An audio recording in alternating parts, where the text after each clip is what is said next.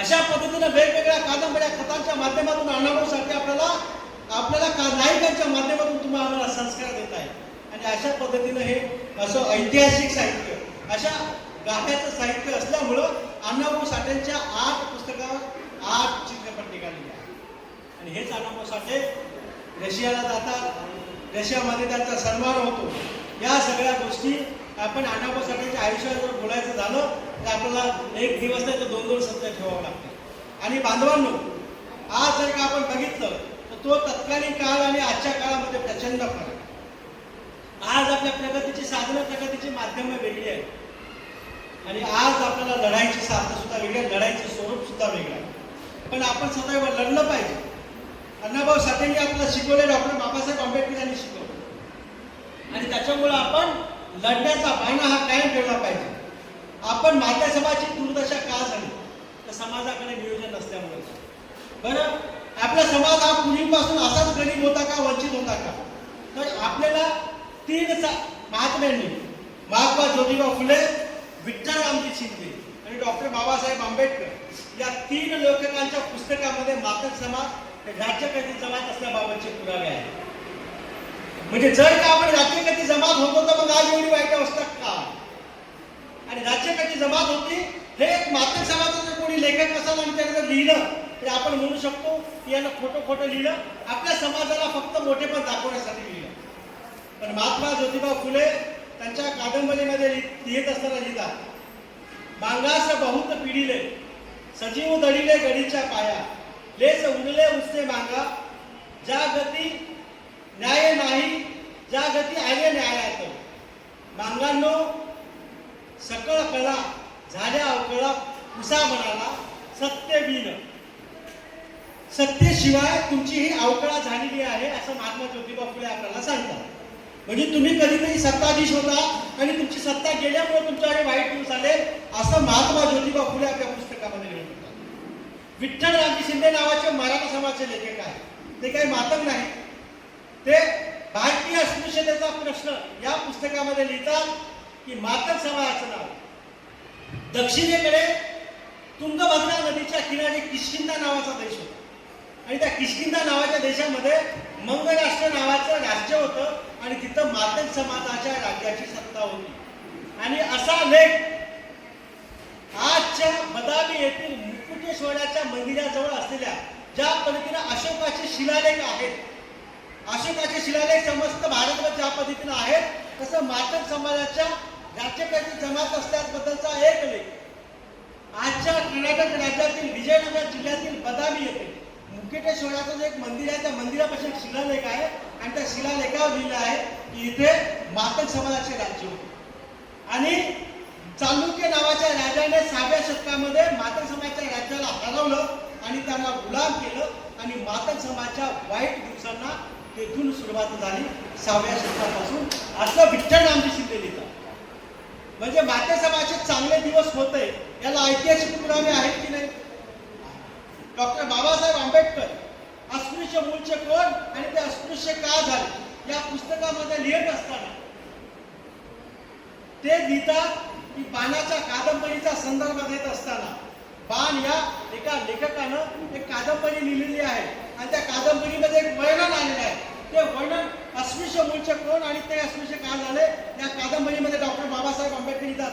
तुमची ओळख मी तुम्हाला सांगतोय, ज्या समाजाला स्वतःचा इतिहास माहिती नसतो तो समाज इतिहास घडवू शकत नाही आणि जो समाज इतिहास जाणून घेत नाही त्याला वर्तमान धडा शिकवल्याशिवाय राहत नाही.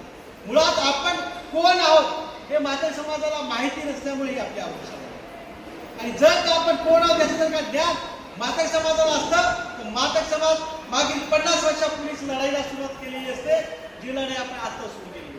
आणि आज जर का 50 वर्षापूर्वी लढाईला सुरुवात केली असती तर आज मातक समाजाचं स्वरूप वेगळं असतं. पण आपण इतिहासाची जाण करून न घेतल्यामुळं आपल्याला वाईट दिवस आहे. आणि म्हणून तुमची ओळख काय आहे, तुम्ही मूळचे कोण आहात हे तुम्हाला दिसतं. त्या बाणाच्या कादंबरीमध्ये वर्णन करीत असताना त्या बाणानं वर्णन केलंय एक राजवाडा आहे आणि त्या राजवाड्यामध्ये एक तरुणी जात आहे. त्या राजाच्या गादीकडे जात आहे, न्याय मागण्यासाठी जात आहे. ती तरुणी इतकी सुंदर आहे, ती दिसायला तिचं स्वरूप इतकं चांगलं आहे, तिला बघितल्यावर असं वाटतं की एखादी मातंग राजकन्या असावी. त्या बाराच्या कादंबरीमध्ये असा उल्लेख आलेला आहे, एखादी मातंग राजकन्या असावी असा शब्दप्रयोग डॉक्टर बाबासाहेब आंबेडकर त्यांच्या अस्पृश्य मूळचे कोण आणि ते का बने या पुस्तकामध्ये करतात. जर का एखादी राजकन्या अशा आंबेडकर असं लिहितात की राजकन्यासारखं त्यांचं स्वरूप असावं, म्हणजे या पूर्वीच्या काळी मातंग समाज हा राजाच्या स्वरूपामध्ये निश्चितपणे होता. आणि याच्यावर शिक्कामोर्तब करण्यासाठी मातंग समाजाच्या कुठल्या लेखकाचा आपण पुरावा देतो काय? नाही.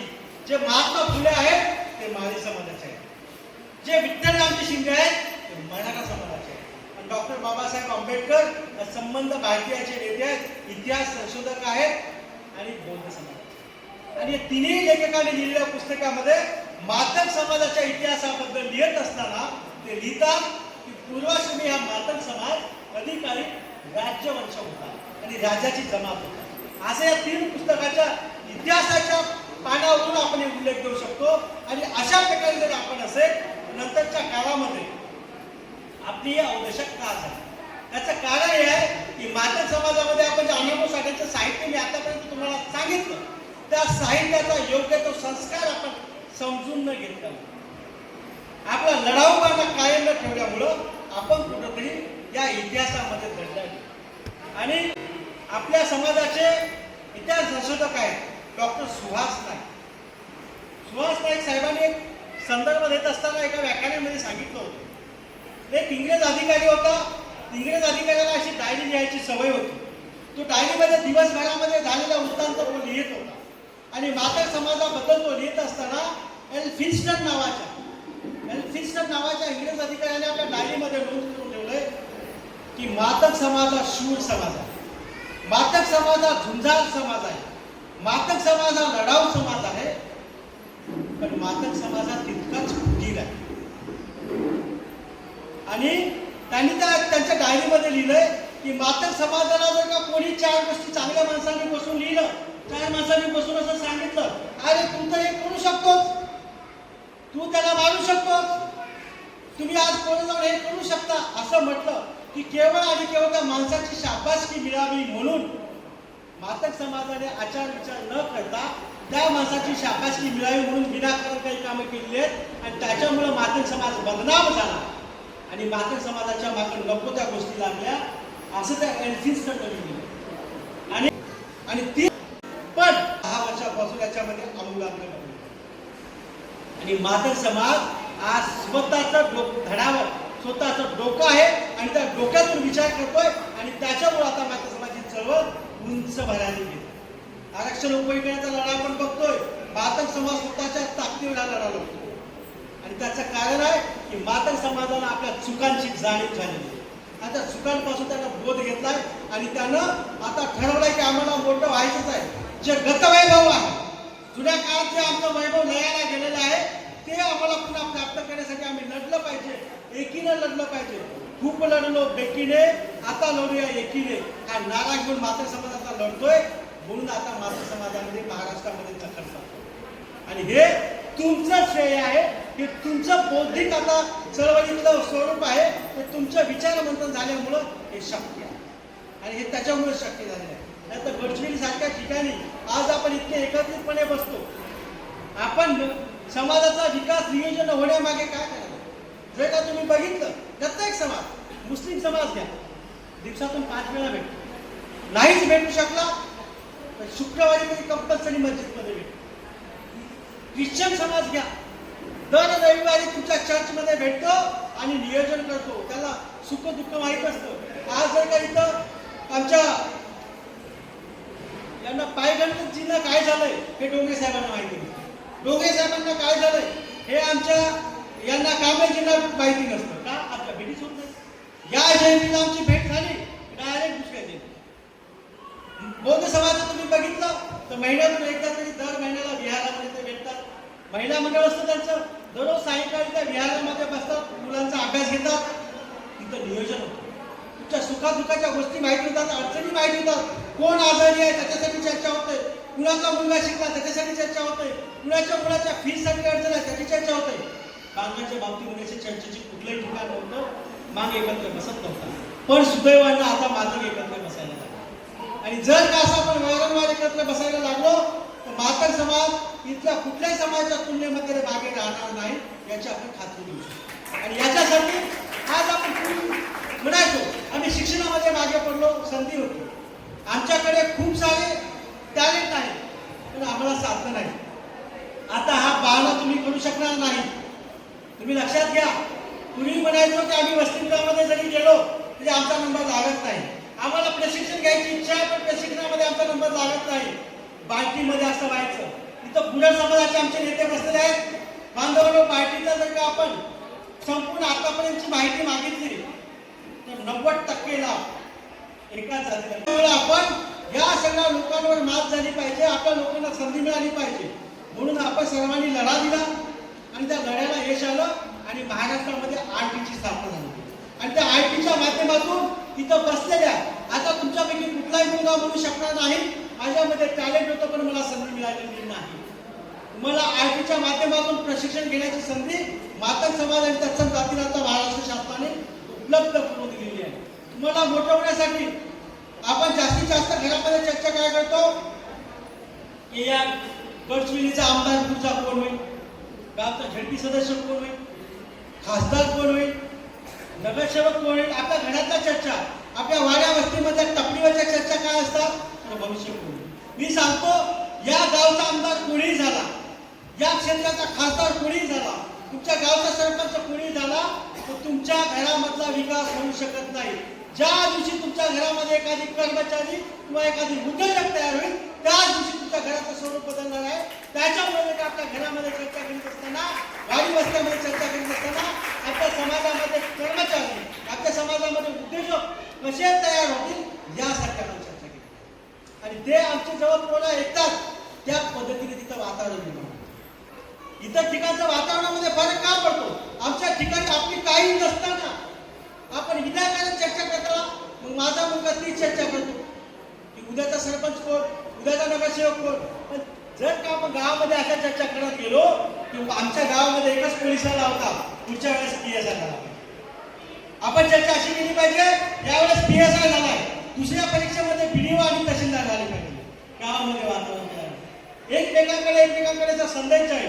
आणि त्याला बघितल्याच्या नंतर आमचे डोंगरे साहेब झालेत ना, तर कांबळेच्या पोराला ईर्ष्या पेटेल.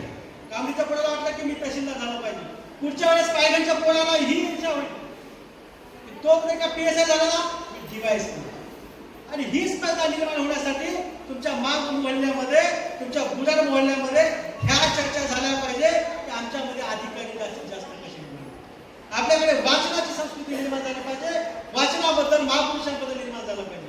आम्ही नेहमी हे का म्हणायचो की आम्ही गरिबीमुळे शिकू शकलो नाही, हे फार खोट आहे, 100% खोट आहे. मी ज्या परिस्थितीमध्ये शिकलो, ज्या परिस्थितीमध्ये जगलो, एवढी गरिबी आता नाही. मी 10वीची परीक्षा हाफ पॅन्टवर आणि हाफ शर्टवर दिलेली आहे. वसतिगृहामध्ये राहून मी शिकलेलो आहे. त्याच्यामुळे आमच्या एवढे गणित तुम्ही नाही. आणि तुम्हाला त्याच्या पलीकडचे उदाहरण देतो.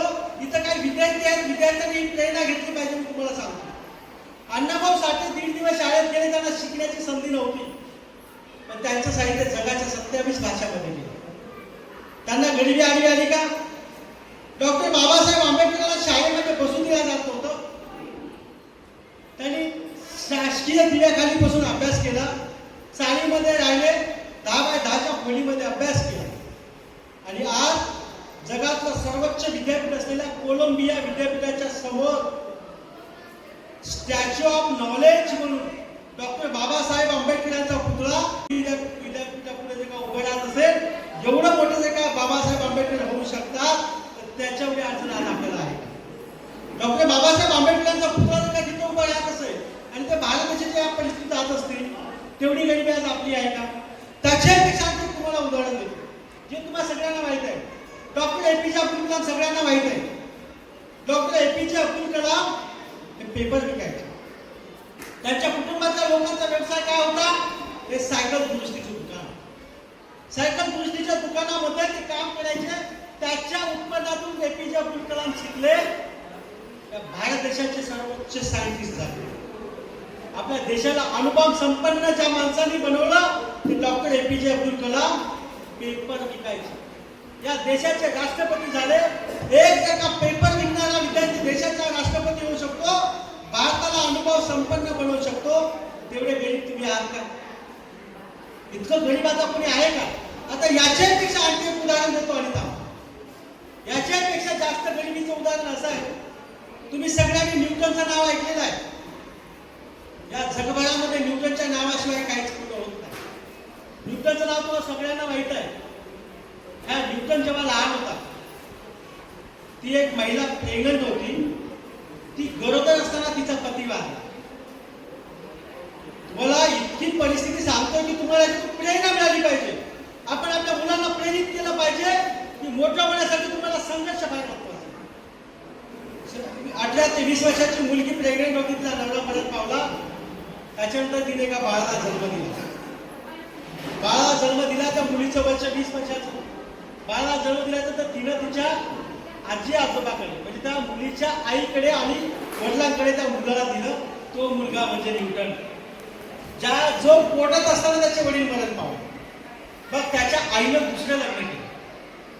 दुसरं लग्न केलं की दुसऱ्या कुटुंबामध्ये सून म्हणून गेली. हा न्यूटन आपल्या आजी आजोबासोबत आईच्या आईकडे आणि बाबाकडे आला. मग त्याला घरामध्ये असलेली सगळी कामं करावं लागायची. ते पण गरीब कुटुंब, शेतीमध्ये काम करणारं कुटुंब, त्यांच्यासोबत शेतामध्ये जावं लागायचं, बाजारात जावं लागायचं. आणि हा न्यूटन शाळेत जाऊ लागला. शाळेत जात असताना शाळेमध्ये गेल्याच्या नंतर त्याच्याकडे पाटी पेन याची सुद्धा वानवा होता. याची सुद्धा त्याची परिस्थिती नव्हती. हा जेव्हा न्यूटन शाळेमध्ये जायचा, याला घरून टिफिन मिळत नव्हता. आता आपल्या शाळेमध्ये पोषण आहार मिळतो, दुपारचं भोजन, ती व्यवस्था आपण तिथे नव्हती. जेव्हा तो जायचा, शाळेतली सगळी मुलं साहेब, आज बघता तुम्ही कॉन्व्हेंटमध्ये एका बाजूला सगळ्यांची असे टिफिन ठेवलेले असतात. आणि मग जेवणाची सुट्टी झाली, ती सगळी मुलं ते टिफिन घेतात, जेवतात आणि वर्ग खोलीमध्ये जाऊन बसतात. जेव्हा त्या शाळेतली सगळी मुलं ते टिफिन खायचे आणि स्वतःच्या खोलीमध्ये जाऊन बसायचे. आणि हे सगळे मुलं खोलीमध्ये जाऊन बसल्याच्या नंतर हळूच तर न्यूटन, छोटासा बाळ न्यूटन उठायचा, त्या टिफिन जाऊन उघडून बघायचा.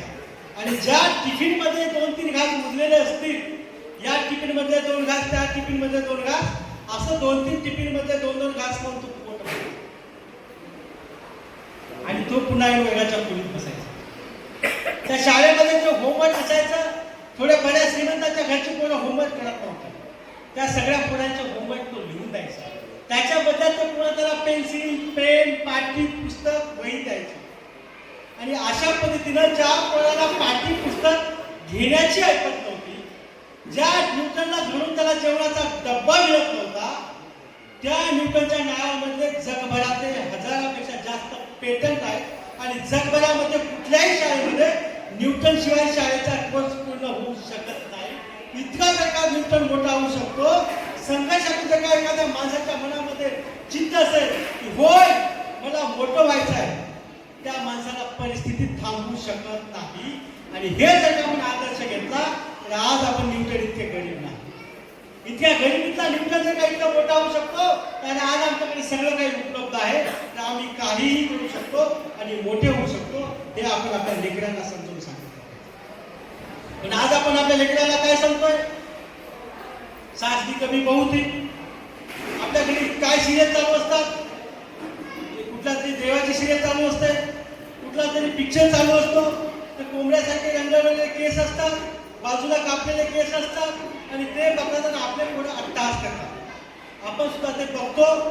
आपल्या घरामध्ये ह्या सगळ्या चर्चा बघतो. आपल्या मुलांना हे संस्कार दिले पाहिजे. महामानवांचे जे चारित्र्य संपन्न जीवन आपण सांगितलं पाहिजे. मग ते छत्रपती शिवाजी महाराज असो, महात्मा फुले असो, डॉक्टर बाबासाहेब आंबेडकर, एपीजे कलाम, अण्णाभाऊ साठे, या सगळ्या महामानवांचा इतिहास आपल्या लेकरांना आपण सांगितला पाहिजे. ते कुठल्या जातीचे महापुरुष आहेत हे सांगायची गरज नाही. त्यांनी संघर्ष करून आपल्याला किती मोठं केलंय हे आपण सांगितलं पाहिजे. आणि याच्यामुळे आपली पिढी घडते हे आपल्याला अपेक्षित.